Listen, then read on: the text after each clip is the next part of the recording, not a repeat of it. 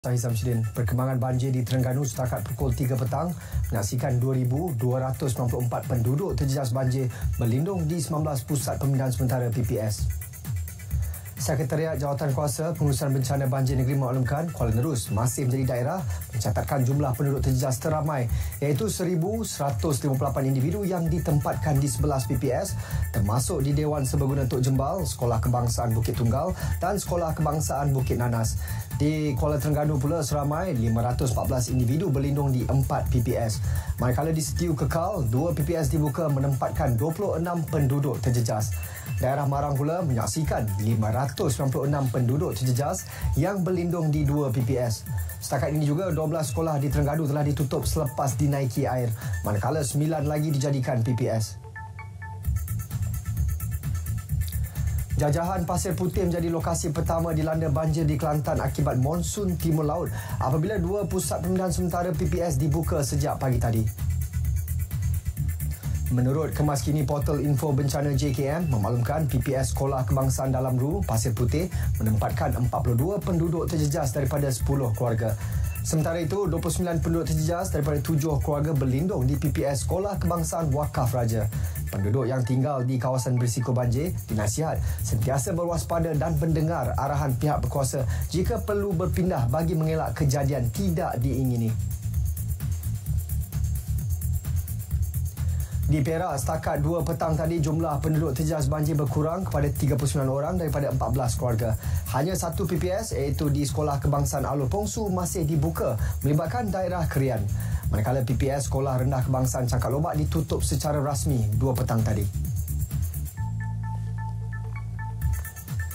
Perdana Menteri memberi jaminan akan terus bertanggungjawab kepada negara dan pertumbuhan ekonomi dengan sentiasa mencari peluang dan kesempatan untuk menjalinkan hubungan dengan negara-negara berpotensi bagi menarik minat pelabur.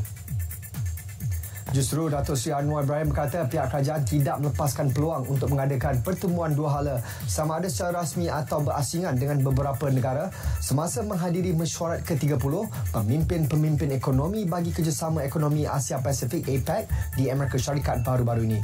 Beliau berkata pihaknya sedar ada yang melahirkan kebimbangan bahawa sikap tegas Malaysia berdepan dengan Amerika Syarikat dan beberapa negara Eropah berhubung isu Palestin akan menjejaskan kedudukan ekonomi.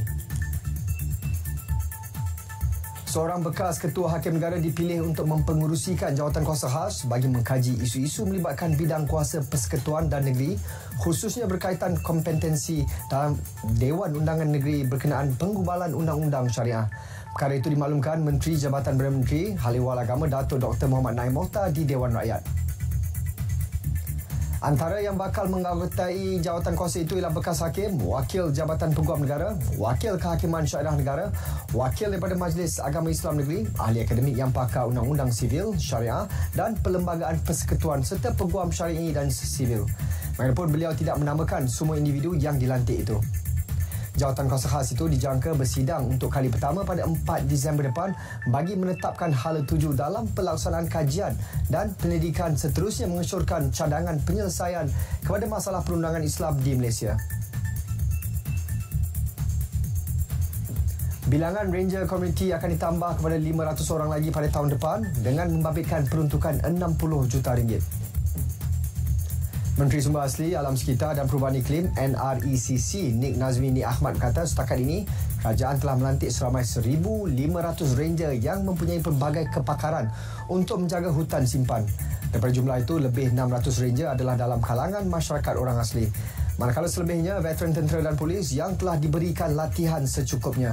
Ranger Komuniti berperanan membantu mengawal aktiviti pencerobohan hutan bagi memastikan hidupan liar dan habitat hutan terus terpelihara. Berita semasa berakhir di sini. Dari sungai hingga ke segara, Palestin pasti merdeka. Malaysia Madani, tekad perpaduan penuhi harapan.